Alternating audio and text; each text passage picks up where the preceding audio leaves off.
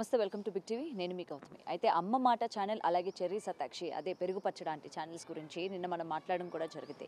ఈ నేపథ్యంలోని అటు అమ్మ మాట ఛానల్ వాళ్ళు మేము ఎటువంటి మోసం కూడా చేయలేదు, మా వల్ల ఎవరు కూడా మోసపోలేదు అని ఒక క్లారిఫికేషన్ ఇస్తూ వీడియో చేయడం కూడా జరిగింది. మరి వీడియో చేసిన వెంటనే ఎందుకు డిలీట్ చేసేశారు, ఎటువంటి మోసం మీరు చేయకపోయి ఉండుంటే వీడియో అనేది ఉంచాలి కదా అని చెప్పి ఈరోజు ఆమెను ఫాలో అవుతున్న చాలామంది కమెంట్స్ రూపంగా కూడా అడగడం జరిగింది. అండ్ నిన్న మేము చేసిన వీడియో కింద కూడా చాలామంది ఆమె బాధితులు ఉన్నారు అని చెప్పి కూడా మాకు కూడా న్యాయం చేయండి అని చెప్పి కూడా కొంతమంది మాట్లాడడం కూడా జరిగింది. సో ఇదే కాకుండా అటు పెరుగు పచ్చడి ఆంటీ కూడా అటు జ్యోతిష్యం ఇవన్నీ అయిపోయినట్టున్నాయి. ఇప్పుడు రీసెంట్గా ఆమె ఒక శారీస్ బిజినెస్ కూడా స్టార్ట్ చేసిందనమాట. కేవలం అంటే నార్మల్ కాల్ అయితే అవ్వదు, వాట్సాప్ కాల్ అవుతుంది మాకు. అండ్ ఆ శారీస్ యొక్క కాస్ట్ కూడా ఏ స్థాయిలో ఉన్నాయో మనం ఇప్పటికే చూడొచ్చు. మరి వీటన్నిటి గురించి కూడా మాట్లాడితే మీరు మనతో పాటు సీనియర్ జర్నలిస్ట్ దుర్గా వడ్లంనేని గారు ఉన్నారు. మ్యామ్ నమస్తే. నేను ఆల్రెడీ మనం మాట్లాడాం. సో మన వీడియో కిందనే చాలామంది బాధితులు వచ్చి మేము బాధితులం అండి, మేము ఇంత నష్టపోయినాము, కొంతమంది లక్షల్లో చెప్తూ ఉన్నారు, కొంతమంది వేలల్లో చెప్తూ ఉన్నారు. నిజానికి అమ్మ మాట ఛానల్ వాళ్ళు మేము ఎటువంటి అన్యాయం చేయలేదు మా సబ్స్క్రైబర్స్కి అని చెప్తే ఆ వీడియోలు ఎందుకు డిలీట్ చేయాల్సి వచ్చింది? అండ్ అటు పెరుగు పచ్చడానికి మళ్ళీ కొత్త బిజినెస్తో మళ్ళీ ప్రజల్ని మోసం చేయడానికి మళ్ళీ ముందుకు రావడం జరిగింది. సో ఏం చెప్తారు? మీరు అన్నట్టుగా నిన్న మనం మాట్లాడాక ఆ వీడియో గురించి కూడా మనం మాట్లాడాము. ఇవాళ వీడియో డిలీట్ చేసేసారు, అంటే నిన్ననే చేసేసారు. మీరు చెప్పినట్టుగా ఇవాళ ఇంచుమించు 600 కమెంట్స్ పైగా వచ్చాయి. అందులో కనీసం ఒక 90% పైగా మీరు చాలా బాగా అడిగారు, చాలా బాగా చెప్పారు, మేమందరం మాలో చాలామంది బాధితులు ఉన్నారు, ప్రతిరోజు వెళ్ళి షాపింగ్లు చేసి చీరలు ఎలా కొంటారు, మేము ఎలా కొనగలం అని అంటే వాళ్ళని అంటున్నారు అనమాట. ప్రతిదీ ప్రమోషన్సే.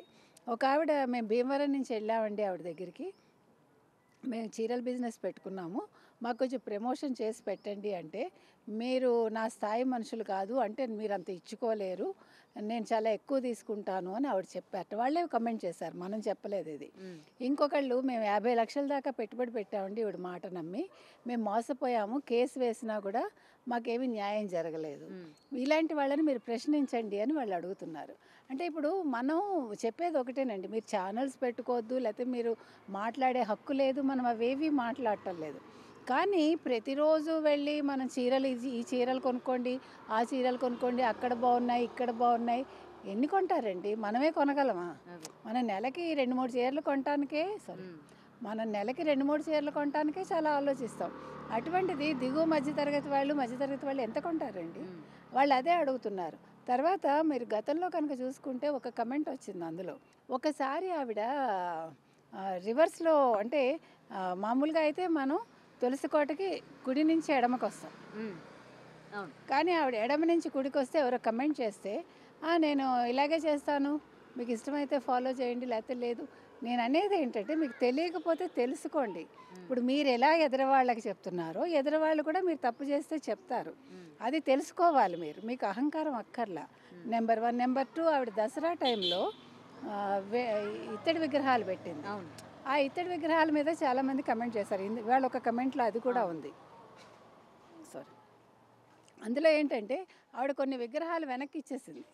ఇప్పుడు మనం ఒకసారి పూజకో లేకపోతే ఒక దసరాలో మనం బొమ్మల కొలువ పెట్టాక ఆ విగ్రహాలు మనం కొట్లో వెనక్కిస్తామా? ఇచ్చాక అది వేరే వాళ్ళకి అమ్ముతారా? అది పద్ధత కాదు కదా. ఇప్పుడు మీకు చిన్న ఉదాహరణ చెప్తా. మొన్న మేము కారాలు శివం రోడ్లో కొనుక్కుంటాం, ఇది శంకర మఠం దగ్గర కొనుక్కుంటాం. ఒక ఆవిడ అది కారాలు తర్వాత ఇది ఆవ పొడి అన్నీ వెనక్కి ఇచ్చేసింది. ఇచ్చేస్తే నాకు ఆ కొట్టు వాళ్ళు ఏం చెప్పారంటే, మేడం ఇది మేము మళ్ళీ అమ్మాం, మాకు ఆవిడ చాలా కాలం మాకు కస్టమర్ కాబట్టి మేము తీసుకున్నాం, మామూలుగా తీసుకోం, ఉప్పు కూడా వెనక్కి ఇస్తానంది ఆవిడ, ఉప్పు మేము తీసుకోమన్నారు. అంటే వాళ్ళు ఎంత నిబద్ధతతో ఉన్నారో మీకు చెప్తున్నాం. మేము ఇది వేరే వాళ్ళకి అమ్మమండి, మా ఫ్యామిలీలోనే వాడుకుంటాము, మేము మళ్ళీ దాన్ని రీసేల్ చెయ్యం అంటే అది పద్ధతి. అలాంటిది ఇక్కడ దసరా బొమ్మలు అసలు ఇతడు ఎవడైనా పెట్టుకుంటాడా? ఇంకొకటండి, ఇప్పుడు ఆవిడ చూపించి ఆవిడ కూడా వ్యాపారం చేస్తుందంటారు, ఇత్తడి వ్యాపారం కూడా వాళ్ళు మొదలు పెట్టారని, అది మనకు తెలియదు. నేను ఒకటే చెప్తానండి, ఇప్పుడు వాళ్ళు ఎవరో చేశారని మనం చెయ్యక్కర్లా. ఇప్పుడు ఇత్తడి సామాన్ తోమడం ఎంత పని తెలుసా? నాకు ఇత్తడి మా ఇంట్లో చిన్నప్పటి నుంచి అలవాటు. గిన్నెలు కాదు, లేకపోతే మా నాన్నగారు, మేము కేరళ అన్ని చోట్ల తిరిగాం కదా, అప్పట్లో కేరళ ఇలాంటి చోట్ల మీకు హ్యాండీక్రాఫ్ట్స్ ఉంటాయి కదా, తమిళనాడులో ఈవెన్ ఏమంటారు కొవ్వొత్తి స్టాండ్లు కూడా మాకు ఇత్తడివి అప్పుడు అలవాటు.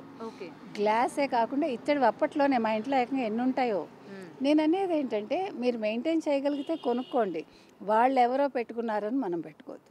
తర్వాత పూజలు మీరు యూట్యూబ్ కోసం చేయకండి.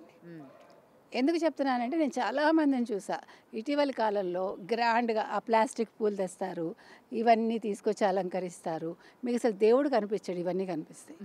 తర్వాత కనీసం ఒక 1/2 కిలోమీటర్ ఉంటుంది ఆ దూరం దేవుడికి ఈ చేసిన అలంకరణకి. మరి పూజ ఎక్కడ చేస్తారు? పూజ ఎక్కడ చేస్తాం మనం? దేవుడి దగ్గరికి వెళ్ళి కదా పూజ చేయాలి. మరి ఎలా? ఎందుకు ఇవంతా? ఇప్పుడు పూజ చేస్తే మనం మనసు పెట్టి, అంటే సింపుల్గా ఉండాలి దేవుడి దగ్గర. ఆడంబరాలు అక్కర్లేదు, దేవుడు ఆడంబరం కోరుకోడు. మీరు చేసే పూజ నిష్టతోటి మనసు పెట్టి చేయాలి. ఇప్పుడు ఎంతమంది చేస్తున్నారు? ఇక మా ఇంట్లో ఇది ఇంకొకటండి, ఈ యూట్యూబ్స్ ఇవన్నీ వచ్చాక జరుగుతున్నది ఏంటంటే, గతంలో ఎవరైనా వాయినాలు ఇచ్చారా? గతంలో ఎవరైనా ఇచ్చినమ్మ వాయినం పుచ్చుకుంటున్నమ్మ వాయినం ఈ మాట అసలు ఎప్పుడు వాడతారో తెలుసా? ఇప్పుడు ప్రతి పండగకి ఏంటో వాళ్ళకి ఒక కవర్ ఇవ్వడం, ఇస్తున్నమ్మ వాయనం పుచ్చుకుంటున్నాం వాయనం. నాకు తెలియదు ఇది, అది ఒక పర్టిక్యులర్ పూజకే వాడతారు. ప్రతిసారి వాడరు అలాంటివి, కొన్ని సందర్భాల్లోనే వాడతారు. ఒకటి. రెండోది, ప్రతి వాళ్ళు ఇప్పుడు పండగలు చేసేస్తున్నారు. ఒకప్పుడు బొట్లే పెట్టుకోలేదు, మీకు తెలుసో లేదు. ఒకప్పుడు పండగలే చేసేవాళ్ళు కాదు. ఇప్పుడు ప్రతిదీ చాలా గ్రాండ్గా పండగ. అసలు ఒక రకంగా మంచిదే పూజలు చేయటం, కానీ ఇది ఒక వేలం వెరిలాగా అయిపోయింది. ఇదేంటంటే వాళ్ళని ప్రదర్శించుకోవటం అనమాట. దీని మూలంగా ఓ వీడియో చేయటం. ఇప్పుడు మీరు ఇవి పెట్టారు, అప్పుడు పక్కవాడు చూసేవాడు, ఓ ఇవి ఎక్కడ కొన్నారు, భలే ఉన్నాయే అడగడం వెంటనే. అంటే మీరు పూజ చేసేది మీకు వ్యూస్ రావాలి, మీరు పూజ చేసేది మీకు సబ్స్క్రైబర్స్ రావాలి, మీరు పూజ చేసేది డబ్బులు రావాలి. అది కాదు, మీరు సింపుల్గా చేయండి. దేవుడు ఎప్పుడు కూడా అంటే మీరు గుళ్ళల్లో మనం చూస్తే గర్భగుడి సింపుల్గా ఉంటుంది, దేవుణ్ణే అలంకరిస్తారు. ఎక్కువ వేలం వెరిగా అలంకరణలు ఉండవు. మీరు గమనిస్తే కనుకైతే మనం చక్కగా మామిడి తోరణాలు కడతాము, చేస్తాము. ప్లాస్టిక్ పూలు అంటే ఇప్పుడు పెట్టుకుంటున్నారు వాళ్ళ ఇష్టం, నేను దాని గురించి అంటల్లా. ఈ పిండి వంటలు లేకపోతే ఈ చేసినవన్నీ చుట్టూ పెట్టేసి పూజ చేయడానికి ప్లేస్ లేకుండా అది చిత్రంగా అనిపిస్తుంది నాకు. రెండోది, ఇదే వీళ్ళ అమ్మాయిలు ఒక వీడియో చేశారు గతంలో, దీపాల్లో ఎన్ని వత్తులు వేయాలి, 2 వత్తుల 3 వత్తుల, అది చాలా వ్యంగ్యంగా చేశారు దాని మీద. వీళ్ళిద్దరు కూతుళ్ళు, ఈ జయమ్మ గారి ఇద్దరు కూతుళ్ళు. అంటే ఎందుకు చెప్తున్నానంటే, ఒత్తులు అనేవి 2 కుందులు పెడతాము, 2 ఒత్తులు వేస్తాం మనం. నూనె కూడా నువ్వుల నూనె వాడతాము, కొంతమంది నెయ్యి వాడతారు, డిపెండ్స్ అది. తర్వాత మీకు పూజా విధానం అనేది ఎవరింట్లో వాళ్ళకి పద్ధతి ఉంటుంది, ఒకళ్ళు చెప్పి మనం చేయక్కర్లా. అంటే పూజ తెలియని ఇళ్ళు ఉండవు నాకు తెలిసి. ఇప్పుడు మీ అమ్మగారు చెప్పింది మీరు ఫాలో అవుతారు, మా అమ్మమ్మ చెప్పింది ఫాలో అయ్యారు, లేకపోతే వాళ్ళ అత్తగారు చెప్పింది ఫాలో అవుతారు. మనం పెళ్ళయ్యాక మన అత్తగారు చెప్పింది ఫాలో అవుతుంది. దానికి ఎవడో వచ్చి మనకి నువ్వు దీపాల్లో ఇన్ని ఒత్తులు వేయాలి, ఏంటండి ఇదంతా కొత్త సంప్రదాయాలు మనకు అవసరమా? అండ్ కేవలం వీళ్ళు ఏంటంటే మీరు అన్నట్టు వ్యూస్ కోసము ఇగోండి పూజలు ఇలా చేయాలి, లేకపోతే ఈ విధంగా దీపాలు పెట్టాలి, ఈ విధంగా చేయాలి అని చెప్తూ ఉంటే చూసిన వాళ్ళు, ఎందుకంటే మా ఇంట్లో కూడా ఉన్నారు, ఇగో ఈవిడ చెప్పింది ఇలాగే చేయాలని, నువ్వు చెప్పేది కాదు నేను చెప్పేది కాదు, ఇవాళ నుంచి ఈవిడ చెప్పినట్టు చేద్దాం అంటే గుడ్డిగా నమ్మేస్తున్నారు వీళ్ళని. నేనే ఇప్పుడు ఈ దీపంలో ఈ నూనె వెయ్యండి, అది ఎవడు చెప్పాడండి? ఎక్కడా లేదు. నువ్వుల నూనె అనేది అనాదిగా వస్తుంది. లేకపోతే మనం ఆవదం నూనె ఎప్పుడు వాడామంటే చదువుకోవటానికి ఆవదం నూనె, కళ్ళకి మంచిది ఆవదం, కళ్ళకి చలవని ఆవదం వత్తులు వేసి పెట్టేవాళ్ళు.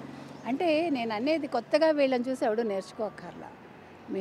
మీ సంప్రదాయం ఒకటి ఉంటుంది ప్రతివాడి. ఎందుకంటే ఇప్పుడు మీకు ఒక ఇంట్లో ఉండే పద్ధతి ఇంకో ఇంట్లో ఉండదు.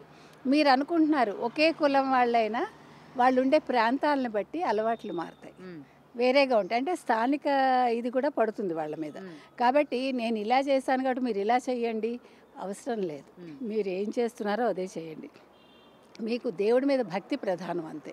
అర్థమైందా నేను చెప్తున్నది? అది ఇప్పుడు ఈ అమ్మ మాట కావచ్చు, లేకపోతే మీరు చెప్పిన పచ్చడాంటి కావచ్చు, మనకి కమెంట్స్లో చాలామంది గురించి పెట్టారు, మేడం ప్లీజ్ మాట్లాడండి మేడం. ఇంకొక విషయం ఏంటంటే, ఇప్పుడు వీళ్ళ చేసే తప్పులు వేలెత్తి చూపిస్తున్నామని చెప్పి వాళ్ళ యొక్క కమెంట్ సెక్షన్లు కూడా ఆఫ్ చేసుకుంటున్న పరిస్థితి అన్ని ప్లాట్ఫామ్స్లో. వాళ్ళకున్న ఇన్స్టాగ్రామ్ కావచ్చు, ఫేస్బుక్ కావచ్చు, యూట్యూబ్ కావచ్చు, అన్నింటిలో కూడా కమెంట్లు ఆఫ్ చేసేసుకుంటున్నారు. అంటే జనాలు ప్రశ్నించకూడదు మమ్మల్ని, మేము ఏం చెప్పినా సరే ఫాలో అవ్వాలి, మమ్మల్ని వాళ్ళు ప్రశ్నించే తత్వం కటుత్వం వాళ్ళల్లో స్టార్ట్ అయిపోతుంది. అంటే మేము తప్పు చేస్తున్నాము అని వాళ్ళకి తెలిసిపోయింది కాబట్టి మనం కమెంట్స్ ఆఫ్ చేసుకోవాలి అని చెప్పి ఈ ఆఫ్ కూడా చేసుకుంటున్న పరిస్థితి ఉంది. సో అయినా జనాలకి ఇంకా కూడా బుద్ధి రాకుండా అంతా ఇంకా వేలల్లో చూస్తూ ఉంటారు, లక్షల్లో చూస్తూ ఉంటారు ఆ వీడియోలు. ఇవాళ మనకు వచ్చిన వీడియోస్లో సగం పైగా అది మీరు ఆ ఛానల్ చూడకండి అని పెట్టారు. మనం ఏం చెప్పట్లే, మీకు నచ్చితే చూడండి కానీ గుడ్డిగా ఫాలో అవ్వకండి. తర్వాత నిన్నను క్వాంటమ్ ఒకటిను క్వెస్ట్నెట్ ఒకటి, ఈ రెండు ఏంటంటే మీరు ఏదైనా సరే ఒకవేళ ఎవరైనా మీకు ఇగో ఇందులో చేరండి అని చెప్తే మీరు ఏం చేయొచ్చు అంటే మీరు గూగుల్కి వెళ్ళి సెర్చ్ చేయొచ్చు. Google will advise, Google will advise ఇది మీరు చేయొచ్చు చేయకూడదు. నిన్న మనం అడగగానే ఇది నమ్మదగిన కంపెనీ కాదు, మీరు మా సలహా లేకుండా వీటిలో చేరకండి అని గూగుల్ నాకు ఇచ్చింది. క్వాంటమ్ను క్వెస్ట్నెట్ అంటే ఎందుకు చెప్తున్నానంటే మీకు ఏమీ తెలియదు బట్ మీ చేతిలో ఫోన్ ఉంది కదా, మీరు గూగుల్కి వెళ్ళండి అబ్బా. మీకు ఎవ్వరు చెప్పేవాళ్ళు లేకపోతే మీరు గూగుల్ని అడగండి, గూగుల్ విల్ గైడ్ యూ. అంటే గూగుల్ని 100% నమ్మమని నేను చెప్పట్లే, అట్లీస్ట్ సమ్ ఎక్స్టెంట్ అది మనకి గైడ్ చేస్తుంది. నెంబర్ 1. నెంబర్ 2 మనకి తెలియకపోతే నిన్న కూడా మనం చెప్పాం, ఇవాళ కూడా మన అడిగారు కాబట్టి మనం మాట్లాడుతున్నాం. దయచేసి గుడ్డిగా ఎవరిని నమ్మకండి. మీరు ఏదైనా వింటే ఇంకొకటి మీ స్తోమత చూసుకోండి. అప్పులు చేసేది వాళ్ళు ఎవరో బంగారం కొన్నారు, నేను ఇప్పుడు బంగారం కూడా కొనొద్దంట. ఎందుకంటే ₹1,00,000 అయిపోయింది. వాళ్ళ బంగారం మీరు ఒకవేళ అప్పు చేసుకున్నా అంటే మామూలు సాధారణ మహిళలు చెప్తున్నా, అది పోయింది అనుకోండి, భర్త ఏమంటాడు, నన్ను పోరు పెట్టి కొనిపించావు, ఇప్పుడు ఆ నగ పోయింది, ఆ డబ్బులు ఉండుంటే మనం డిపాజిట్ వేసి ఉండేవాళ్ళం, లేకపోతే ఎఫ్డి వేసి ఉండేవాళ్ళం, లేకపోతే పిల్ల చదువుకు వచ్చేది, లేకపోతే పిల్లాడి చదువుకు వచ్చేది అంటారా. అంటే బంగారం కొనడం తప్పని నేను అంటలే, వాళ్ళు ఎవరో కొన్నారు కాబట్టి నేను కూడా కొనాలి అని నా తాహతకు మించి నేను కొనకూడదు అంటున్నా, అంతే నేను చెప్తున్నా. ఆవిడ ప్రతిదీ ఏంటి రోజు చీరలు రోజు డ్రెస్సులు, ఇది ఈఎంఐకి అంటే వీళ్ళకి ఏంటంటే ప్రమోషన్స్కి వెళ్ళినప్పుడు వాళ్ళు ఇస్తారు డబ్బుతో పాటు వాళ్ళకి కొన్ని చీరలు కొన్ని డ్రెస్సులు ఇస్తారు, అవి కాంప్లిమెంటరీని ఇక్కడ చూపిస్తారు వాళ్ళు. అది మనం పిచ్చాళ్ళలాగా వాళ్ళు కొనేసుకున్నారు కాబట్టి మనం కొనుక్కోవాలనుకుంటే మనం పిచ్చాళ్ళం అవుతాం. నేను చెప్తున్నది అది, వాళ్ళు మేము ఇది డబ్బులు తీసుకున్నామని ఎవడు చెప్పడుగా, వాళ్ళు చెప్తే వాళ్ళు అంత ఫ్రాంక్గా ఏమి ఉండరు. నిన్న ఆవిడ ఖచ్చితంగా అమ్మ మాట అంటే అమ్మ మాటే, మరి అమ్మ మాట అంటే అమ్మ మాటే అంటే వీడియో ఎందుకు డిలీట్ చేశారు మీరు?